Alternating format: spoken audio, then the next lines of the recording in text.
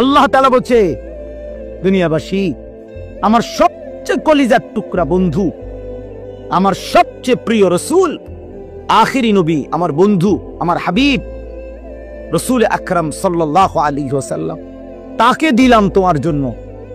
আমার সর্বশ্রেষ্ঠ কিতাব কোরআন দিলাম তোমার জন্য। এরপরেও তুমি পাত্তা দিলা না। এত বড় রসুলকেও পাত্তা দিলা না, এত বড় কিতাবকেও পাত্তা দিলা না। এরপরে আর কি দিলে ঈমান আনতা? আর কি বললে সেজদা করতা? আমার মতো মালিক আর কতবার বললে তুমি সেজদা দিতা? আমার রসুল কতবার কাঁদলে, আর কতদিন কাঁদলে? 23টা বছর তো কাঁদছেন বন্ধু আমার। সেই বন্ধু আর কত কাঁদলে তুমি নামাজ পড়তা? আম্মা জান আয়েশা রাদিয়াল্লাহু তাআলা আনহা বলেন, নবীজির স্ত্রী বলেন, আমি একদিন দেখছি এশার নামাজের কিছুক্ষণ পরে নবীজি হুজরার মধ্যে আমার কামরায় আমার স্বামী, আমার নবী, আমার রসুল সাল্লাল্লাহু আলাইহি সাল্লাম তিনি দাঁড়াইছেন। দাঁড়িয়ে আল্লাহ তাআলার কাছে নামাজের নিয়ত বাইদা উম্মতের জন্য দোয়া করতে শুরু করছেন। আম্মা জান আয়েশা বলেন, দুনিয়াবাসী, আল্লাহর কসম, ফজরের আজানের পূর্ব পর্যন্ত এক দাঁড়ানোতে আমি দেখছি নবীজি সারাটা রাত কাঁদছেন আর উম্মতের জন্য দোয়া করছেন। সারা রাত ছাড়ান। ইন তুআযিবহুম ফাইন্নাহুম ইবাদুক ওয়া ইন তাগফির লাহুম ফাইন্নাকা আনতাল আজিজুল হাকীম। এই দোয়াটা করছে, আল্লাহ, আমার উম্মত আপনার বান্দা, আপনি বানাইছেন, যারে আপনি বানাইছেন তারে আপনি চাইলেই শাস্তি দিতে পারেন, ওটা তো আমি জানি। আপনি শাস্তি দিলে আপনারে বাধা দিবে কে? কারণ আপনার গোলাম, আপনার বান্দা, আপনি বানিয়েছেন, আপনি মনিব, আপনি মালিক। কিন্তু ওয়া ইন তাগফির লাহুম, ওফ, নবীজি বলেন, আল্লাহ, কিন্তু এই বন্ধুর দিকে তাকাইয়া, আপনি তো আমারে খুব ভালোবাসেন, আমার দিকে তাকাইয়া যদি আমার উম্মতরে মাফ করে দেন, তাইলে আপনার বাধা দিবে কে?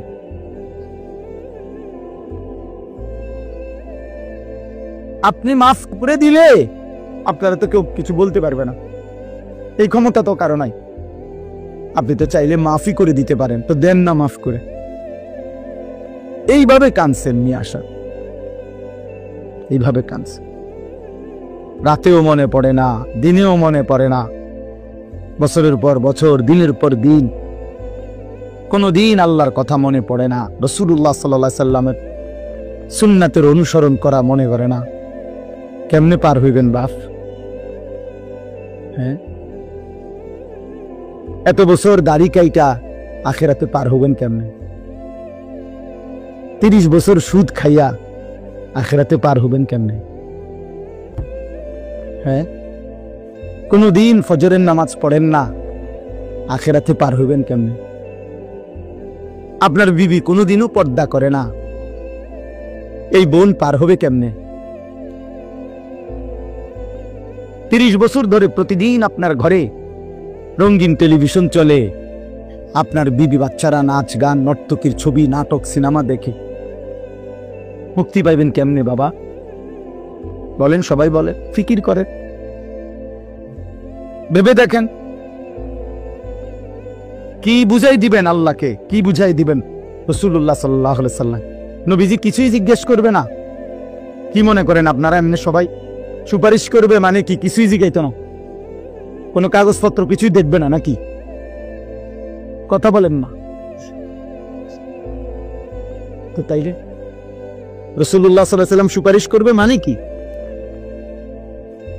মানে কোন কথা নাই, শুধু আপনি গিয়ে দাঁড়াইবেন আর আমরা ব্যস্ত বুঝ দিয়ে লেবো নাকি?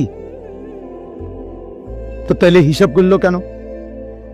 ডান কাদের বাম কাদের ফেরেশতা লিখলো কেন? আমলনামা তৈরি হলো কেন? মিজানের পাল্লায় ওজন হবে কেন? হাসরের ময়দান, বিচারের ময়দান বলা হলো কেন? বুঝেন নাই কথা? তো এজন্য এটা অনুভব করা উচিত। রাসূলুল্লাহ সাল্লাল্লাহু আলাইহি সাল্লাম সরাসরি তাফসিরে আছে, আমরা পড়ছি বাবা।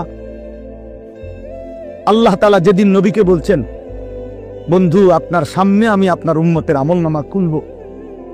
এই কথা নবী যখন শুনছেন, আল্লাহ নবী সাল্লাল্লাহু আলাইহি ওয়াসাল্লাম অঝরে কাঁদছেন। কেন কাঁদছেন? মুহাদ্দিসিনে কেরাম বলে, নবীজি চিন্তা করছে, ভাবতেছিলেন, হায় আমার উম্মতের আমলনামা যদি আমার সামনে খুলে, আর আমি যদি দেখি পৃষ্ঠার পর পৃষ্ঠা গুনাহ নাফরমানি, আমি সেই চেহারা আমার মালিকের সামনে কেমনে দেখাবো? আমি কেমনে বলবো সর্বশ্রেষ্ঠ নবীর উম্মত এমন নাফরমান কেমনে হয়? বুঝেন নাই? এই জন্য বিষয়টারে এত তামসা মনে করেন না। রাসূলুল্লাহ সাল্লাল্লাহু আলাইহি সাল্লামের ভালোবাসা আমনের জায়গা থেকে আপনি বুঝে নিয়েন। আপনি যেই তরিকাত আছেন, আমনের তরিকা লইয়া আমার টানাটানি নেই, আমনের পিসাব লইয়া আমার টানাটানি নাই, আমনের দরবারে নিয়ে আমার টানাটানি নাই। আপনার যেমনি হোক, আমি আপনি সবাই মিলে চলেন, ফিকির করি কেমনে আখিরাতের মুক্তি মিলবে। জান্নাতের অনেক দরজা, জান্নাতের দরজা একটা না, অনেক দরজা। যে কোনো এক দরজা দিয়ে ঢুকতেই, এই এখন শুনামু আপনার এখানে পড়ছি, আল্লাহ বলেন আমার যতগুলো বান্দাকে আমি জান্নাত দেব, ঢুকবার আগেই আমি তাদের কলিজা থেকে চিরদিনের জন্য হিংসা, বিদ্বেষ, রাগ, ক্ষোভ, ক্রোধ সরাই দেব। ইখওয়ানান, সবাইরে ভাই ভাই বানায় দেব। আলা সুরুরিম মুতাকাবিলিন, সমস্ত জান্নাতি পরস্পর পরস্পরের মুখোমুখি হয়ে আনন্দ আর ফুর্তিতে মজে থাকবে।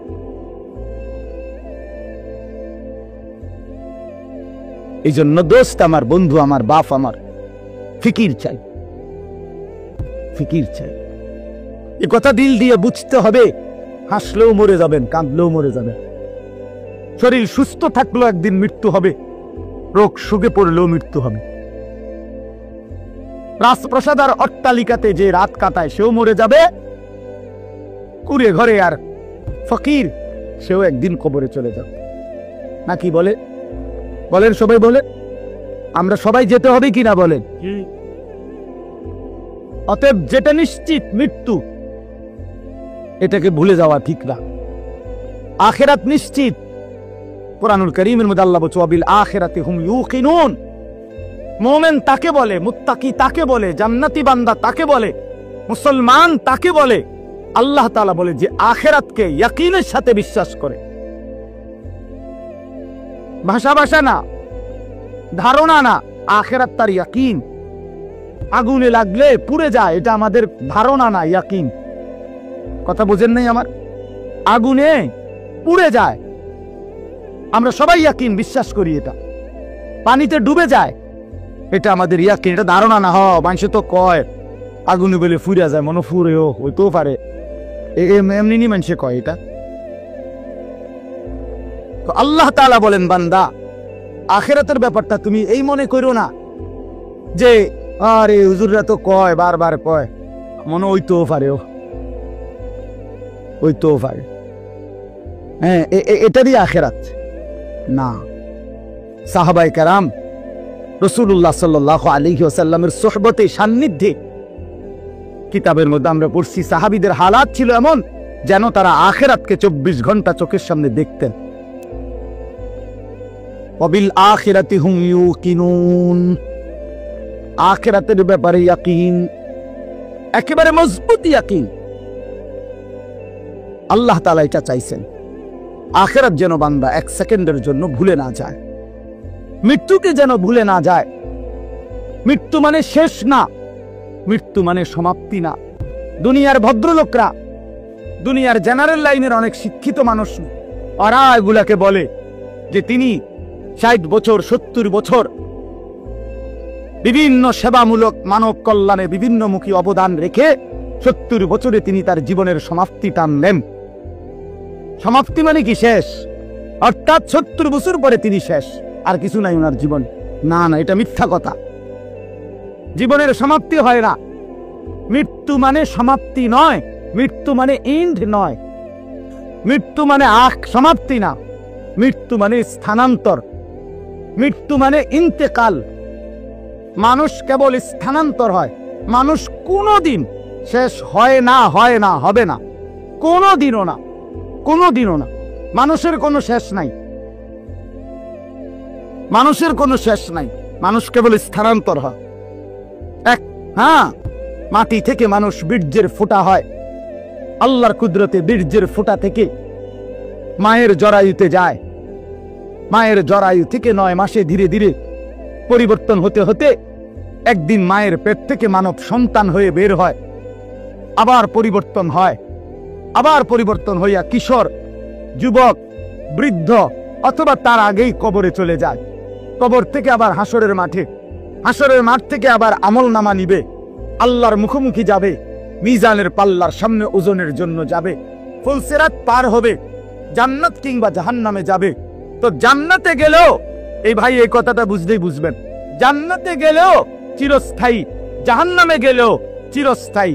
খালিদিনা ফিহা আবাদা, কোরআন শরীফে বারবার এই কথাটা আছে। জান্নাতি, সমস্ত জান্নাতে জান্নাতি থাকবে অনন্তকাল, চিরস্থায়ী, জাহান্নামেও চিরস্থায়ী। তো মানুষ শেষ হলো কেমন? কথা বোঝেন নাই? মানুষ শেষ হয়েছে তাইলে না। মানুষ যদি জান্নাতে যায় তাইলেও স্থায়ী, যদি জাহান্নামে যায় তাইলেও কি স্থায়ী। শেষ হইল কোন? শেষ নাই, অনন্তকাল, অনন্তকাল।